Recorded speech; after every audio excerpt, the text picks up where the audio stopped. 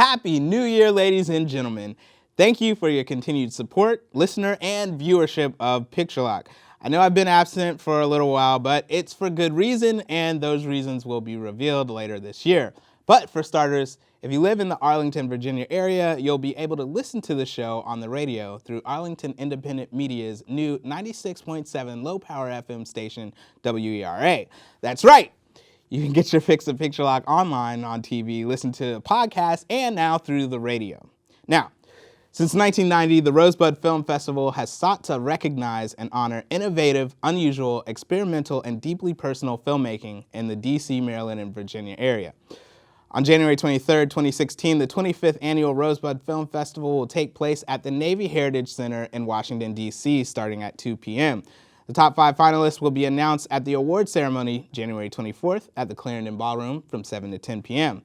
This episode of Picture Lock, I'll talk with some of the 2016 Rosebud nominees. We'll learn about their films and how they made them. That's all ahead on Picture Lock.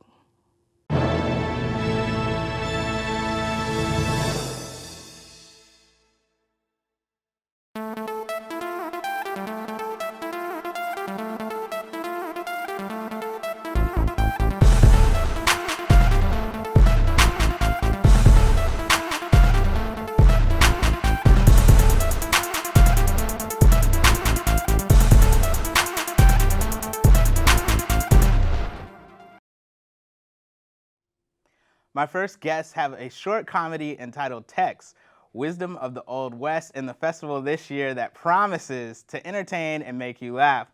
William R. Coughlin and Anna Coughlin, welcome to the show. Very happy to be here, thanks.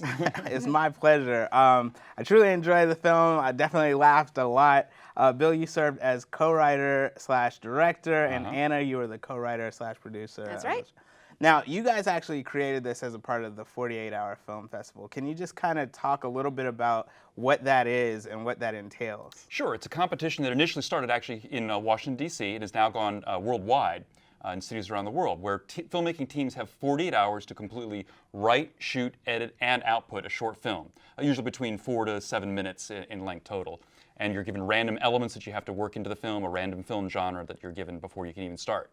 Right. So I know that there's this method to the madness of doing it, right? So there's a lot of pre-production, I would assume, before you actually, compete in those 2 days. How do you kind of organize all of that? Usually it's working with a strong team of people. And different teams do things differently. So the way we do it, I work with, in this case, Lee Perna, who lives in Alexandria, and so he and his wife Meredith live there in the Del Rey neighborhood. And so they would go around in advance and try to find locations and so on.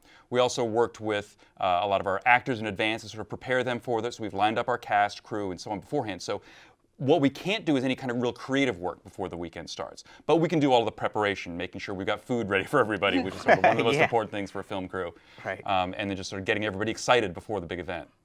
So, just in terms of this film, what was the direction? Because Anna, maybe you can give us like a summary of the film and what it's about. So yeah, Tex, Wisdom of the Old West, started when we got the Western genre, which is you're assigned a genre and then you have to work from there to write your script. And I know my dad had been excited for years to get Western, and we finally got it. So we were like, we're going to do this right.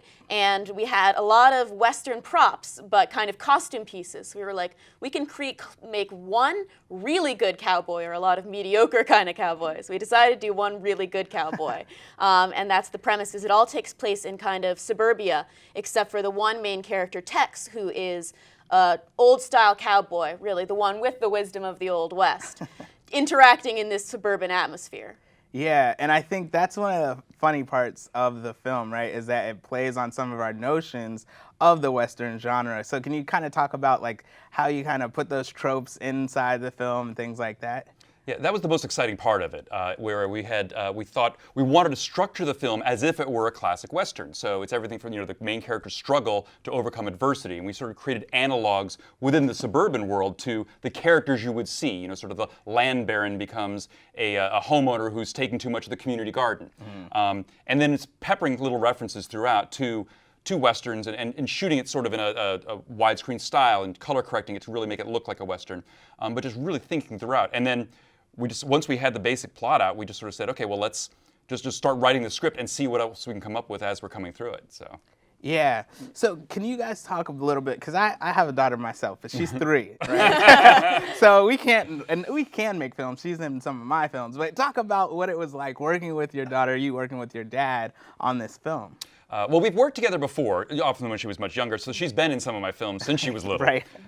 But Anna has a lot of experience as a writer as well as an actor, and sort of getting into directing as well, more largely in the theater world. And so we'd wanted an opportunity to work together, but the timing really hadn't worked out. A lot of times she's still in school, but now this weekend worked out where we were both available and we wanted to, this was the great opportunity we'd been waiting for. I think we work really well collaboratively. I'm fairly good at sort of broad strokes, big picture, and fairly wordy prose style. As evidence here. Whereas Anna's a much sharper wit. So in terms of the script writing, we actually both worked together in the same document at the same time. So nice. I would work on parts of the script, and Anna would take others. And then I would see what she'd written, and I might tweak things a little bit, or she'd take what I was writing and said, "Yeah, this is terrible. Here, let me redo this." I think it was nice too because we watched. My dad had been, of course, being a film person, was introducing me to kind of the classic westerns. We watched the spaghetti westerns kind of before we had made this movie, not knowing we were going to make this movie, but in perhaps preemptive anticipation. Yeah. So, we were both kind of familiar with those tropes and worked out how we were going to fill them in. But yeah, I think he kind of was good at creating the overall arc of the story, kind of this is where we need our confrontation at the end, this is how we're going to build it. And I went in with a few of the punchier lines in the middle. Yeah. Well, that's pretty awesome. I'm hoping that I can aspire to the duo that you guys have created. So one of the things I wanted to ask, some of the actors that are actually in the film, I've definitely seen them in a lot of local productions. What was it like working with them, and maybe you can name the actors? Sure. The character who plays Tex, Brooks Tegler, I've worked with on several projects before. His background is actually as a jazz musician, as a jazz drummer and band leader. But I'd done some voiceover work with him before and some other acting, and just brought him on board. Nick DePinto, another who also plays sort of our main actual protagonist in the film. I'd worked with him also on several other projects before. Mostly professional actors. Keith Waters, who came in as sort of the third friend and just brought so much to the humor and right. additional comic relief to that.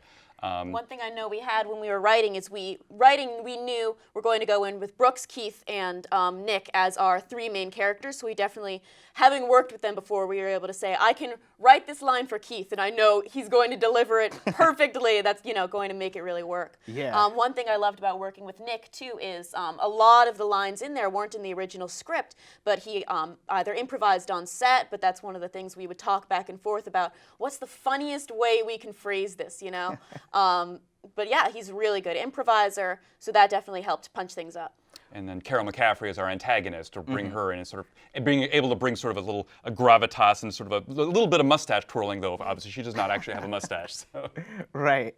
I think I've been watching a little too much Walking Dead. For some reason, like the confrontation scene kind of felt like, I don't know. I'm watching too much. I'm sorry. A little Rick Grimes in there, maybe. Yeah. Exactly.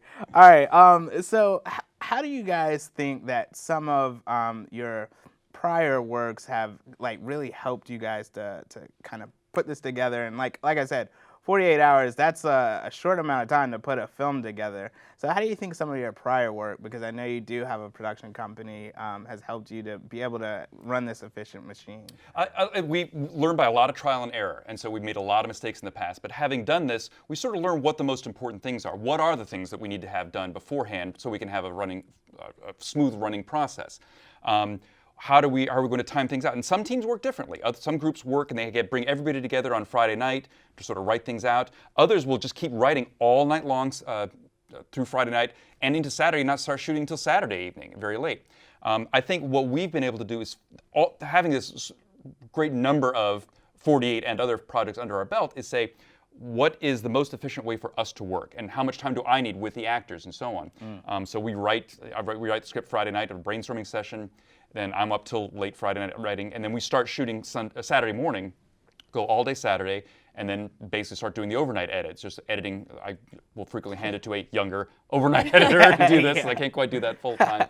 And then I'll also come back in on Sunday and sort of finish the edit up in time for output. But that process really developed over time, and we didn't always do it that way, but we found that this works really well for us in the process we work with. Well, real quick question. Rosebud Film Festival honors filmmakers that are in D.C., Maryland, Virginia area. What does it mean for you guys to have your film playing in the festival? It's actually recognition, I think, that that there's something a little more substantive to it. That's one of the great things I love about the Rosebud Festival is the types of films. There's a wide variety of films that are picked for the festival each year, but they really sort of all have sort of a distinct voice. And yes, Tex is just a light comedy and stuff like that, so it'll be a little comic relief among some of the other things that I'm sure are going to have much more serious topics. But there really are, it's a demonstration of excellence in this area. And I think we have some phenomenal production stuff in the D.C., Maryland, and Virginia area. Most definitely. And so I'm really proud to sort of be a part of it and really, really looking forward to the showcase. I am too. And did you have anything you wanted to add? Or? I mean, that mostly summarizes it. We've been definitely a part of this area for a long time, the D.C. kind of metro area, and I'm going to school in D.C. right now, kind of going back and forth between D.C. and Northern Virginia. So I think we're very geographically proud, I guess, of this. Nice. All right, so with Tex, is there any places else that Tex is, appearing now?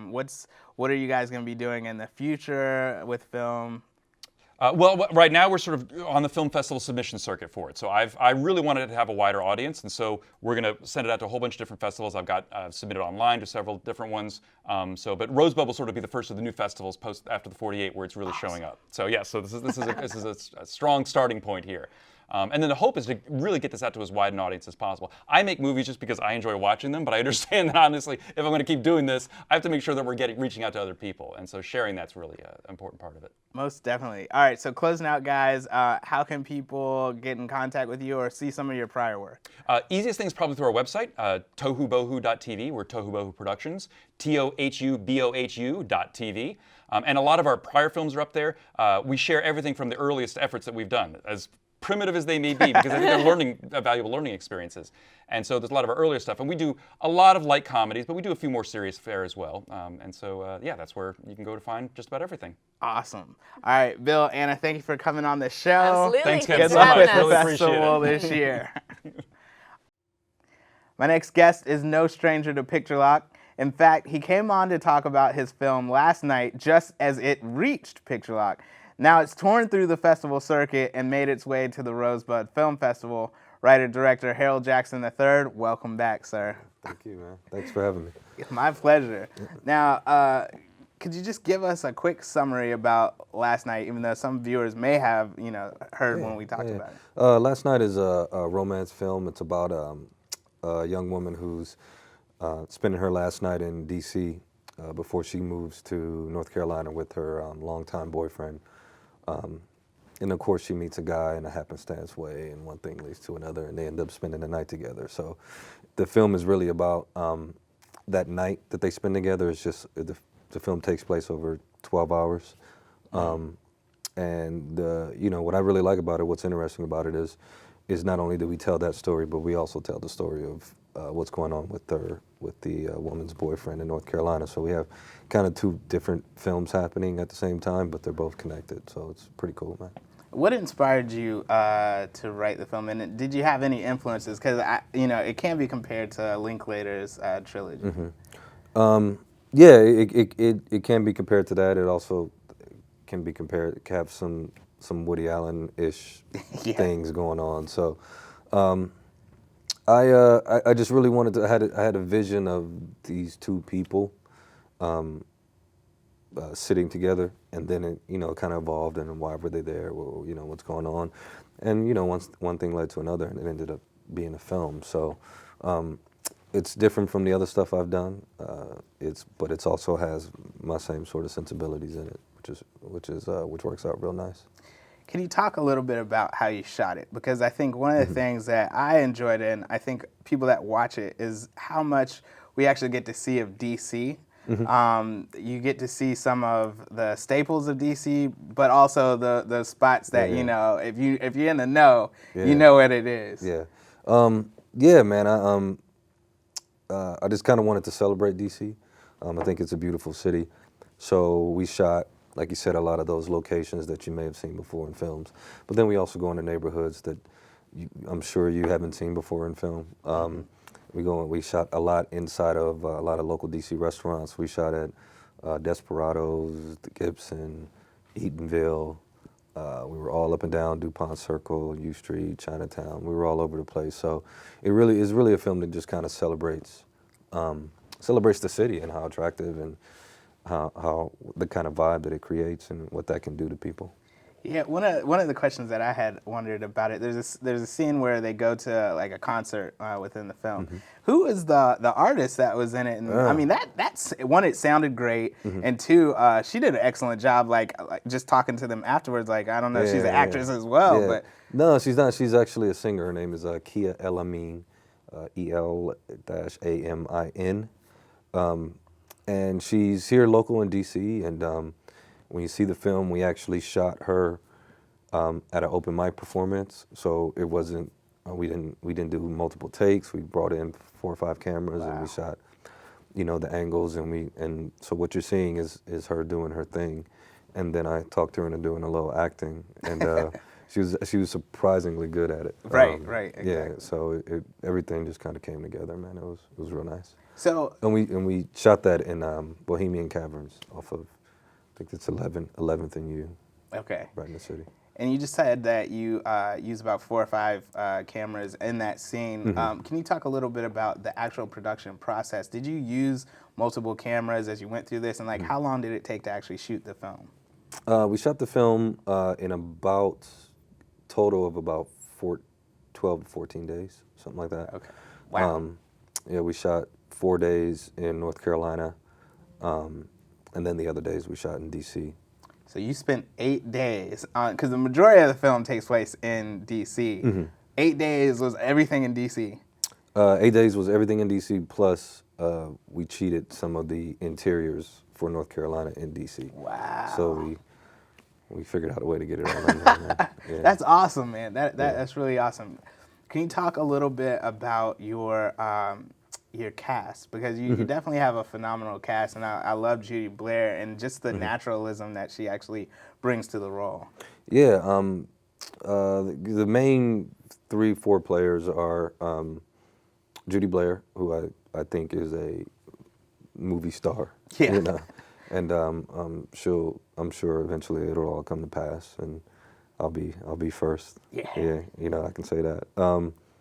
And Danny Gavigan, who is one of the strongest actors I've ever worked with, and he's just he's one of those guys that comes to set and he makes everything better. He's got a great sense of humor, but he's also really kind of focused on his craft, man. So it's really nice to work with him. He always kills for me. And Benton Green, who I didn't know before shooting, but he auditioned and he won the role. And I think he just did an incredible job, man. He's a really seasoned actor as well. He's out of New York, and I was really impressed by not only his work ethic, but just kind of what he brought to the character. It could have been easily one of those characters that kind of fades into the background, but because of the things that he did, it really made it. It really came together for us. And then the last person is a woman named Nidra McClyde, and I worked with Nidra before in a short. And she was wonderful in that. That was the first time I met her, and then when I was rolling into a new film, I knew she was one of the people I wanted to call because she's a great actor as well. So most definitely. Yeah. I think that's one of the things that I enjoy most about the film is that even the secondary story, which is Benton's story, the boyfriend's story, I mean, it just felt so real and believable, and they felt like fully fleshed out characters. And I know that has partially to do with writing, but then also with the cast. I thought that was amazing. Yeah. I mean, again, some of it is is writing, but there's also another element to the whole game, and that's what the actors bring. I mean, good writing can be elevated to great writing, or mediocre writing can be elevated to good writing, based on what these guys do with the work. So. Right. So if you like them, then we did something right. So can you just talk a little bit about your festival run so far? Because I know Rosebud is not the first stop on the circuit. So. Yeah. I mean, it did really, really well on the festival circuit. We won Best Feature in North Carolina. We won Best Screenplay and Audience Choice in New York at the American Black Film Festival. We did really well at the Indie Capital Awards. I think we got Best Film and a couple of Best Actor awards. So, you know, it's really getting some real positive feedback. And we've been all over the place. We've been to Seattle, Texas, pretty much everywhere but LA. That's pretty much the deal. Yeah. Okay. Do you have any thoughts and plans for where you want to take the film? Is distribution next, something that you seek? Distribution is next. We actually got some really exciting news. We just got the first phase of our international distribution is secured, and it's actually being released next week in France and Belgium, UK, Switzerland, Wow. and most of Africa. So, you know, That's awesome. Congratulations. Yeah. So we're going to circle back and do some domestic stuff. But right now, we've officially secured some international distribution. We're obviously working to get more and more and see what happens. Maybe get some network stuff. The DVD is coming out early next year. So things are moving real nicely. Yeah. That's great. Yeah. So last question. Rosebud Film Festival honors DC, Maryland, and Virginia filmmakers. What does it mean for you to have your film in the festival this year?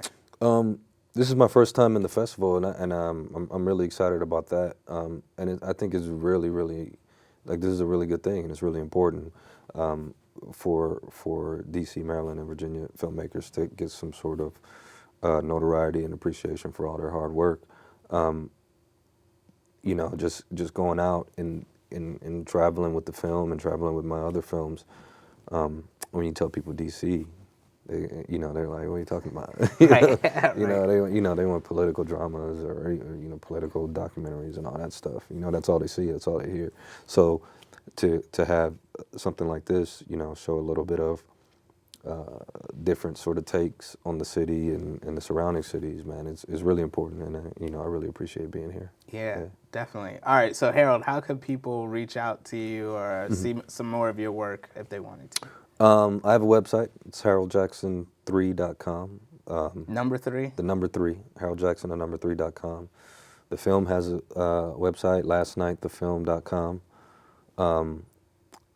Just kind of follow me on Instagram and all that other stuff, man, at haroldjackson3. I'm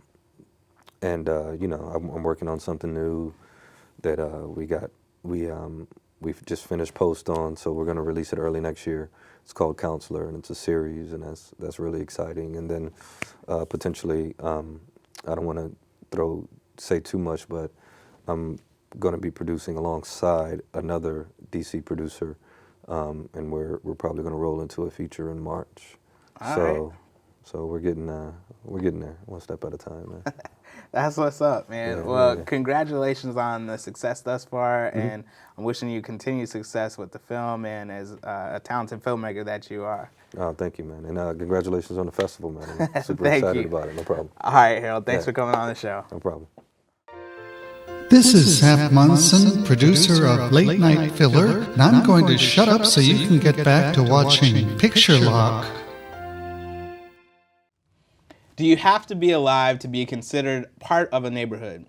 The short black and white film, The Columbarium, explores the very concept of death through the eyes of Emmett Watson, the longtime caretaker of close to 80,000 cremated remains at the Neptune Society Columbarium of San Francisco, and how we can still be a part of a community even after we go. That's what the film answers. I'd like to welcome the director of the film, Tyler Trumbo. Tyler, welcome to the show. Yeah, thanks. It's good to be here. All right, so I kind of botched the opening just then, but if you could give us a synopsis of What's going on. Yeah. I mean, it's at the end of the day, it's about a man and the place that he works. And the place he works he's literally surrounded by, in some ways, by death every day.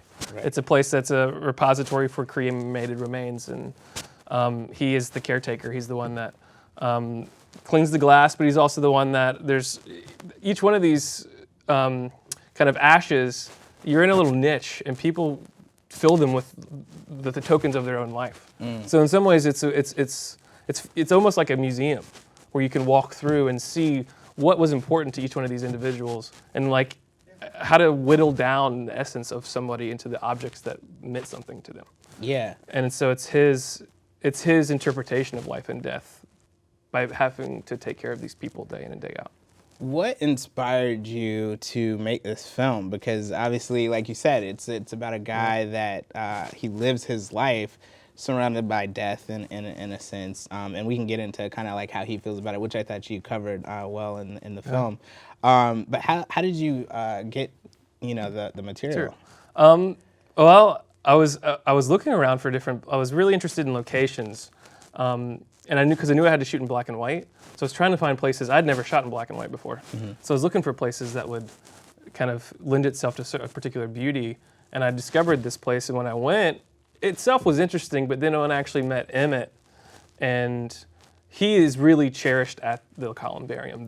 He's not just the custodian, he's almost like custodian for their stories as well. He's like their historian as well. And so when I saw, like you said, someone who's surrounded by death, but how he makes it come alive, I thought for me that's the hook. Because like that's the way, like for me, I was just, I learned something new on how to see death as something that can actually be beautiful. Right. In terms of how we remember the folks that have gone afterwards. And he kind of represented how people can still be alive even after they pass away. Yeah, and you shot it on super 16 millimeter film, right? Yeah. Okay. Well, was that a part of like a class project that you had to do it, or because I think it really works, like you said, for the film. Yeah, that was kind of the parameters for this particular project I had within school, which I actually loved because it was our first project out of the gate, and for them it gave us restraints as like a teaching tool essentially, to where by shooting on film and 16 millimeter, these cameras that we had were Bolex film cameras. So it was mechanical, so you had to wind it and it would only go on for 27 seconds.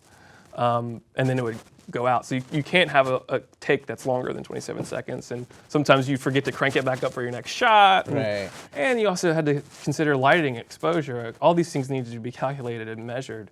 So it was a fantastic teaching tool to like constantly be aware of not just what's in the frame, but what's my lighting source? How intense is it? Do I need more light? And sometimes with a documentary, there was a couple of times where Emmett he was doing his thing and he was bouncing all the way back all across the room, and it made me nervous because I had no idea what I had. And you had to catch him really quick. There's one when you're doing a pan across the room as he walks, and you can just tell like the camera is like trying to keep up with him, but he's just like boom. So I was nervous. I mean, and again, it was for me. I'd never shot in film, and so like it was kind of a panic, but then a sense of relief and joy when you actually got the footage back a week later. Yeah. Because you had no idea what you had until it was done. Right. So that's a quick let's geek out sidebar comment.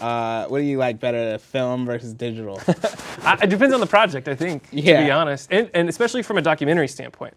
Because it really depends on your approach. Like if you're trying to do an observational documentary where you're constantly having to shoot nonstop, then just from a practical sense, I'd prefer digital. Right. Just again because of the limitations that film has, and sometimes you need to shoot for 20 minutes because you don't know when that moment's going to happen. But I really liked what I liked about the columbarium and this place that I was in is it gave me the chance to take my time in a way, which I wouldn't have wanted to shoot it digitally. Yeah, and so one of the things that I'm wondering is obviously you had to have a lot of pre-production going into this, like figuring out which shots you wanted to get. Not only that, you're covering him as he's going through his day-to-day activities. So at one point we get to see him like painting, and you just see that care. Could you talk a little bit in terms of pre-production? Did you plan that out? Did you speak with him of like, how are we going to cover this? Or yeah, a little bit. It was definitely half of it was me wanting to figure out. Like I would just spend time in the space, figuring out what niches I wanted to cover, because the niches too told their own story. I tried to have the niches tell their own stories in some ways, but then for him it was very much a thing of like, it really came down to what are you doing today, or like there were certain days that he was only available for, because I only had a week to shoot. That was like the time that I was given, and I also had to be helping crew for another classmate, so I really only had like 3 days to shoot. Yeah. So it really just came down to the time that he had, and then that day he happened to be painting, or that day. There was some things that like I knew I really wanted a shot of that. I'd seen this window, like the opening shot has the stained glass window of him coming out, and I knew that was there. So I did ask him if we could go and have that done. So like that. So it was part like collaboration between the things that really inspired me and the natural things he was doing that day. I think it's interesting because one of the things that he says in the film is he talks about the stained glass window, right? And he says you look at this stained glass window and you see it as a whole, but I see the different pieces. I think in the same way, the columbarium is like you look at it, right, the beauty in the frame as a whole, but then you kind of get into those small pieces, right? So just talk a little bit about maybe what are some, because there were some photos in there that like said so much, right? I think it was one of two men that were like in a picture and they're just having like a ball. But then I have to remember to myself, like they're not here with us anymore. But like talk about that choice selection process. Yeah, well, again, for me, that's what the fascinating thing was again the whole. But then when you take a moment to step back and look at all the pieces that make it up, it's a whole different story. Because when I first stepped in there, I was a little nervous. Before I met Emmett, before anything, I was a little bit overwhelmed because all I could think about is that I'm literally surrounded by dead people. And so like that was my hole at first. But then it was a thing where like if you just hold on and just start looking around, it really is a story of a city. I mean, you had niches from the 1800s of these Wells Fargo chests that was during the gold rush times that are in there. You have things from the 80s and 90s. There was a lot of, what really struck me from an emotional standpoint was that there were a lot of gay men that were in there from the 90s during the AIDS epidemic. That really, for me, like that's an integral part of the city's history. And so in a way, if you look around, these niches build the story of the city. And that really was something that interested me. And I was like, are there ways to tell these subtle stories of the city through these individuals? And you do it in like 4 minutes, but obviously like we're able to extrapolate, or I was at least, to pull so much out of it. That's amazing. All right, so what is the film doing now? Obviously you're going to be playing in Rosebud. Are you on the film festival circuit? It's actually it's kind of coming to a close soon. It opened last year. It played in Virginia Film Festival, and then it played at Slam Dance last year in Park City, and then a couple, I forget where else it's played. Just recently actually played down in Richmond for the James River Film Society. Awesome. They had a shorts collection. So I'm not sure exactly where it will be next. I wouldn't mind it. I want to put it online soon. That's cool. Do you have anything else that are you still shooting now currently, next project? Not just yet. There's some things in development that I'm trying to figure out. I did finish up a thesis film that I've just started submitting to festivals right now. So I'm waiting to hear back and see what rolls from there. But awesome. Well, Tyler, I really enjoy the film. I think everybody's going to enjoy it when they see it at the Rosebud Film Festival on January 23rd. But thanks a lot for coming on the show and geeking out with me. Man. Yeah, man. I'm excited. This is an honor. So thank you. All right. Thanks. Yeah. Take it easy. Hi, this is Nell Minow from MovieMom.com, and you're watching Picture Lock. It's a story about real people with complex desires who are struggling for an inglorious moment of redemption. Its protagonist, Verdon Coates, is not motivated by money or glory. He's seeking his father's acceptance and love. The short, The Confidential Informant, is a suspenseful and yet deeply personal film from director Stephen Kinigopoulos and producer Kyle David Crosby, both of whom are in the studio now. Gentlemen, welcome to the show. How's it going? Thanks. It's going pretty good. Thanks for having us. No problem. It's my pleasure. All right, so guys, if you could give a quick synopsis for the audience. You tell us where the story came from. Story came from George Pelicanos, who wrote The Wire, and my mom did hair for The Wire. Oh my goodness. So no. Listen. I'm gonna let you finish. Taylor, I'm gonna let you finish. Kanye. But like, I had this whole Wire vibe from it, and now. Okay, I'm sorry. My bad. He wrote it. Yeah, he's one of the producers. Of The Wire. Okay. And so since my mom did the hair for The Wire, I was 8, 10 years old, and I was always the little kid on set. So I was always there, and that's how I met George. I met George when I was really young on like the first season of The Wire, and I would watch people's dogs on set or take your kid to work day. I was really excited to go because I knew I was going to be on a movie set. And me and George started building a relationship, and then I built a relationship with his son. And then once I got into film, you know, I'd always look to George as a mentor and send him my scripts and my projects. And think when I finally did a decent one, he said, well, maybe you can do this. And then he gave me The Confidential Informant. That was pretty cool. That is pretty awesome. So, Kyle, how did you guys hook up? I would agree. I mean, it's a great vote of confidence to have someone like George be like, here's something that I wrote that you can do. Coincidentally enough, Steven's mother, Janice Kinagopoulos, who worked on The Wire, I'd known her because I work in film and television. I actually had never met Steven, and I never had the opportunity to work on The Wire. But she called me about this time. Well, it's 2016 now, so it's 2014. It was like late November, December, looking for someone who could build a budget. Not thinking that that's what I do for a living. So I said, well, I can do it. And she told me a little bit more about the project. Steven and I chatted on the phone. I got a good vibe from him. I loved the script. And we set off down this path of making this short film. All right, so guys, it takes place over the course of a night, right? You know, the main character, I don't want to give too much away, but you know, there's a lot of suspense within it. Can we just talk about the actual filming process? How many nights did you guys have to get out there? And it was cold, obviously, because there's snow on the ground, DC winter. You know, how was that? It was one of the coldest 3 days. It's funny you should ask that question, Kevin. Steven was really, when we first started talking about it, he was insistent that we have snow. We have to have snow. Make sure you budget for snow. So I had called around to special effects people that I knew just in case we needed to fake snow. Are you serious? Yeah, we didn't need to. Wow. All of that snow is real. It was very, very cold. So icy. But 3 nights. We shot it over the course of 3 days and 1 extra day for the very end because we needed it to feel not like winter. Okay. Why? 3 days essentially. Why did you want, and I'm just going to come to my own conclusion on this, but the snow becomes another character, right? It's like the cold, the enemy, yes. You know, that he's also fighting. Is that it? Yeah, I mean, I think when you add other elements in film, it plays another character. Like Winter's Bone, that wouldn't have been the same if it wasn't as cold and chilly. And then like, you know, Another Earth is one of my favorites that plays along with the seasons as well. And yeah, it makes it another obstacle I think he has to overcome.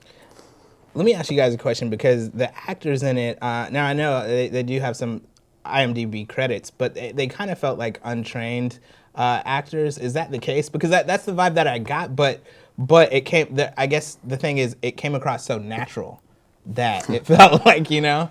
I think we had amazing casting director. I think actually everything almost starts with what you see on the screen. I think everything kind of starts with them because the acting's not believable. You know, you're lost. But some of them, yeah, were very natural. You know, we've had a lot of comments if we just pick them up off the streets. And then those are all professional actors. But those are professional actors, and Pat Moran did an amazing job, and they all delivered. Yeah. I mean, believe it or not, I think, except for maybe one, every actor in that short had worked on The Wire at some point. Seriously? Yeah, I mean, these are all totally just professional DC Baltimore people. And that was really important to us and to George, that we cast people that look like and talk like. That's probably the most important thing, was that they sound like Washingtonians, like people from the district. Yeah. You know, and it was just a big deal. Can I ask you guys a question? Now, we're going to keep it real on Picture Lock, all right? Sure. You guys are obviously not black, right? But the story it tells the story of a young black male that's trying to impress his father. So what the movie and the film succeeds on, right, is just telling a universal story. Right. So can you just talk about, as a director and as producers, how you get that together and just tell a story? Does that make sense what I'm asking? Because I think that's really cool. And I think it's 2 answers. I want to hear your yeah, answer. I think, like you said, it is about, you know, a black family and everything, and yes, I'm white. But the story is really about, you know, son trying to seek acceptance of your father. And I know me personally, my father is, you know, everything. And I think as a son, you try and live up every day to make your father proud. I know I do. I have a tattoo a silhouette of my father on my arm, I would take it off and show the camera if my jacket wasn't so tight. But since the holidays, Get a razor I can't blade. afford to do that right now. I know. The struggle. But I just think it's about that. And, a father even, they say a father, success is by how well his son surpasses him or how well his son does. And, and me being an artist, I'm not making features right now. Right. I am a struggling artist that wants to make his Greek hardworking, father proud who, had nothing and then made something of himself. So it's like, that's a constant battle I'm still having.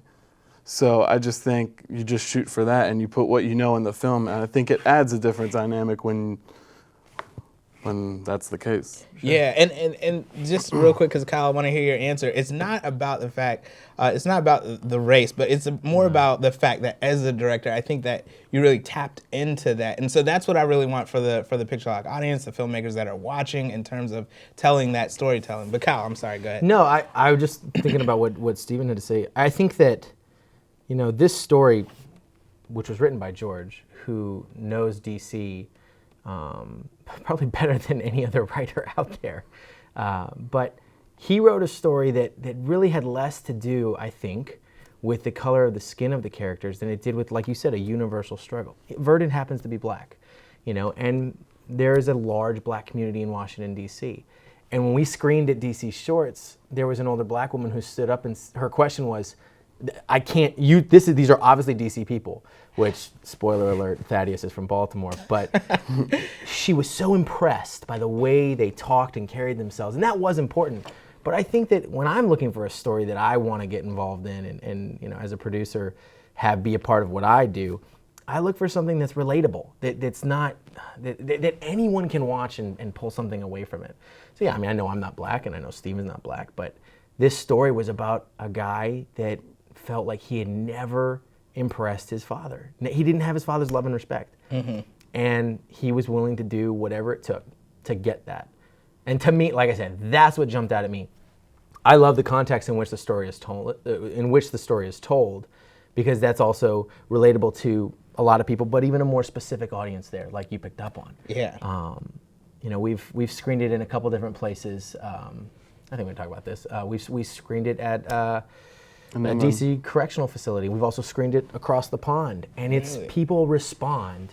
But specifically, I brought up the correctional facility because they responded to some of the places they saw in the short, because they recognized them, they knew them, and that was really important, that we tell this story that people that were from DC would recognize, but also they picked up on these themes. The themes that are in the story are what I think is the most important. The most important just aspect to it. Guys, I definitely think that those themes, you guys nailed it, and that's why I really enjoyed the film, and that's why I'm geeking out so much about it. Well, guys, thanks so much for coming on the show. Obviously, your film is going to be playing at the Rosebud Film Festival on January 23rd. We got to take a picture from Miss Janice real quick. Let's look at this one. Hey, Miss Janice. Thanks, Mom. This is Jason Fraley, film critic with WTOP Radio, and you're watching Picture Lock. In the 1950s, after World War II, many war brides of American men immigrated to the U.S. Fall 7 Times, Get Up 8, The Japanese War Brides is a documentary that follows 3 Japanese women who did just that.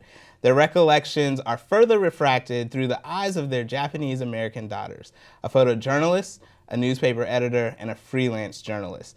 Personal photographs and visuals from U.S. archival sources help bring to life this fascinating but little-known episode in U.S. history. 2 of the daughters reside in the Washington area. The third is a native of Silver Spring, Maryland.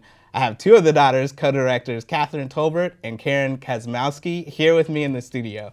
Ladies, welcome to the show. Thanks so much. This is my pleasure. I really enjoyed the film, but could you just give the audience kind of a synopsis of what the film is about? Okay, the film is the story of 3 mothers and 3 daughters. And the daughter is sitting with her mother or with her mother, asking questions and encouraging her mother to be honest about what her experience was marrying an American serviceman after the end of World War II and coming to this country. And do you... I think it's really a film about us exploring our own roots. Where do we come from? Until I met Catherine and Lucy, I didn't even know there were other people like me that existed. Which like the big question is, what are you? Right. It's like, what are you? Okay. And to say you're half Japanese doesn't mean anything to anybody. So I think most of my life was trying to find out who I was, who this person was, who was my mother, where she came from, why did she marry my father, who was technically the enemy, until, well, it was of course during occupation when they met, but, their families had fought each other, and so it was really a pleasure to run into Lucy when I was in Japan doing a Japanese woman's story, and then Catherine, and we all realized we had similar experiences growing up and how we related to our mother. It was a classic sort of immigration experience, but in some ways it was also about dealing with a woman, our mothers, who was raised in old-style Japan in child rearing, and then sort of translating that into modern modern America, meaning the 1950s and 60s, and how they raised their children in the United States. And there was, of course, a lot of, we had to do a lot of self-assessing about that, and then part of it, that's our part, and then for our mother's part, it was pretty much their memories of why they married, their memories of early Japan, living in Japan, but also why they married, who they did, and then their experiences coming to the United States. So for them, it's more like reliving a memory of their lives. Yeah. And I guess one of the things, how did you all what was it like? Can you take me to the coffee shop where you all sat together and were like, what, let's do a documentary about this? It literally was. Well, it was interesting because we knew each other professionally, really, because we all worked on Japan at one time. And I had been working in Japan as a correspondent for a number of years, and so as Lucy and Karen traveled there on assignment. And so we had this professional connection, and we knew we had this shared personal background, but we didn't really explore it, that much. It was like, yeah, we all have Japanese mothers, and what does that mean? Then my mother has always wanted to tell her story, and I had thought many years ago that I might try to do a book about it, but it got put aside. And then all of a sudden, Lucy and Karen say, let's do a documentary film. And this is about, 4 years ago already? Yeah. And we met in a coffee shop, and none of us knew anything about filmmaking. Oh, wow. Never done a film. Never done a film. And so we started having these meetings, and we'd do Skype calls with Lucy, and we actually tried to create our own trailer, and it was really bad. But when it started to happen, it happened really fast. I mean, if you think about it, a little more than a year ago, in the fall of 2014, we started to fundraise. We did our Kickstarter in the fall of 2014. Yeah. Wow. September 15th or 16th to October 16th of 2014 was our fundraising. Amazing.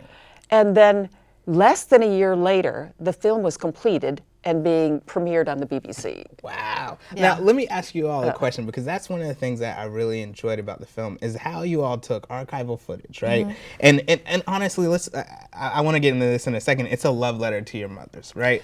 And in many ways, it's just kind of saying, hey, that's how I viewed it, Well, because it's such a personal, intimate, I mean, it was beautifully told. But mixing that archival footage, you see a totally different side of America, Right. Where everything is so, there's a shot where there's a GI and he has this mic and he's talking about, what's the hardest thing about, assimilating these Japanese brides, and it just feels so 50-ish. Yes.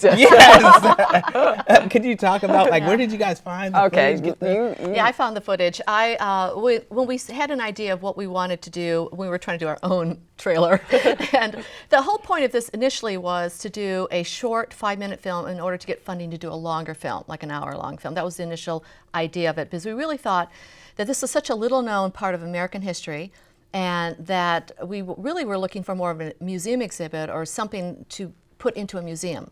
Not necessarily our mothers, but the idea of collecting other interviews and pictures, which actually Catherine is doing right now on a grant that she's gotten from Vassar College. So we we were thinking, okay, what do we need to make this trailer to appeal to funders?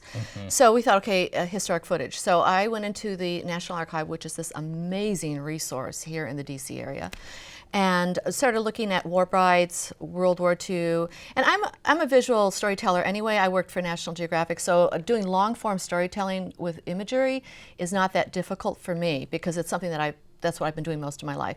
So I was in my head thinking, okay, if we have to tell the story, what kind of images do we need to back it? You know, and so we went through all that and spent all day looking at these amazing reels. Some of them were like this big, and you're just cranking them like that, right? You know, and it was just really fun to do it. And I took videos of those reels, which is what you do, I guess, at the National Archive, and then I dropped them on Dropbox to Lucy and Catherine, and we looked at them. And did we include any of those in the trailer at all? A little bit. A little bit, okay. But then when we started to work with Blue Chalk, we basically did most of that historical work for them. So that saved the time. We already had all those copies of the films that we thought would be useful to tell the story that we could just hand over to them. So that's what helped expedite the making of this film. You know, we had already in our heads figured out how we want this to roll, sort of thing. You know, so. How did your moms feel about the documentary when they watched the documentary? She didn't like it? No, there's no comment. Really?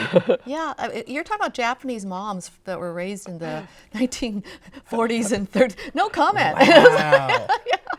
My mother was pretty honest, I thought. And, you know, when she goes on and she's complaining about having 4 kids. Right. And I turned to her and I said, well, how do you think that makes the younger two feel? I was looking at you like, oh my gosh, she's saying that in front of her daughter. I know. And she said, we're used to it. But they're not here. They're not here. I said, excuse me, you just said it on film. Right. You know, doesn't register. Doesn't register. Doesn't Yeah. register, no. No. So, you know, my mother, she hasn't said anything qualitatively about the film. She seems to be satisfied that she got a chance to tell her story, which is what she's always wanted to do. Okay. All right, so really quickly before we wrap out, obviously you guys are going to be showing the film at the Rosebud Film Festival this year. You said it was on BBC. Is it showing any other Well, the places as well? BBC did an abridged version. Okay. So it's a shortened version, and they kind of chopped it up into 2.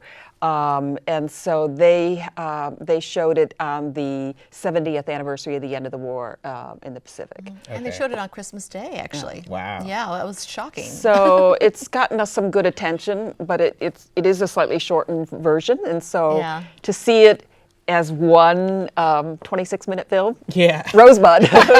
Okay. Oh man, I wish I could talk to you guys about this more. I mean, like I said, I thought it was a beautiful film. I thought it just showed how one thing can affect generations, right? Just your moms coming here, and then that effect that it had on them and their family and how they did kind of grow up. And I think one of the moms was saying that just the fact that she doesn't really know the difference, you know, so that heritage and the history and then how that affects you all. I think it's a beautiful film. So. Yeah, thank you. And what we found surprising to us was how it actually translates beyond just that Japanese-American experience. We've had so many people who, you know, will be talking to us and they're literally weeping from seeing the film because it touches on that common experience of what you said, you know, your parent and what decisions they've made and how that affected your life. And we found that most of the people who were interested in this film were actually children of war brides, children of immigrants. Yeah. I mean, and they're the ones who probably have the time to self-assess what's going on, whereas the parents are so busy surviving that they don't even think about what they just did or what they've been doing. Whereas the children are the ones who can sit back, plus they're also getting the consequences of hardcore parenting. You know? Right. And so they are able to sit back and self-assess themselves and self-assess their lives and wondering, you know, again, what kind of decisions my mother had made or my father had made and how that impacted all of us, you know, from generations to come. And the other thing that I just want to end this in light of all this trouble that we've been having right now with various things in the news, what I love about this film is that it shows how people can forget and forgive. And they can. People used to be enemies, and this film, these women represent that. And I said it in the film, and I'll say it here. It's the best of the human condition, where they can forget or not forget, but forgive people who actually tried to kill them, you know, and then come together and form a new life together with these people, both on the male side and on the female side. It was both the fathers and the mothers both. Right. And I think that's just a great a tribute to these women and men who married them, you know, that they were able to do that. Because this was the 1950s. We're not talking about the modern 2015. Yeah. We're talking about, you know, way back then when it was still a somewhat racist society that we lived in. I mean, my parents were not legally married in the state of Virginia when they came over. Wow. You know, so luckily that got kicked off the side. That's all for this episode. Stay tuned for part 2 of this special Rosebud Film Festival Picture Lock extravaganza.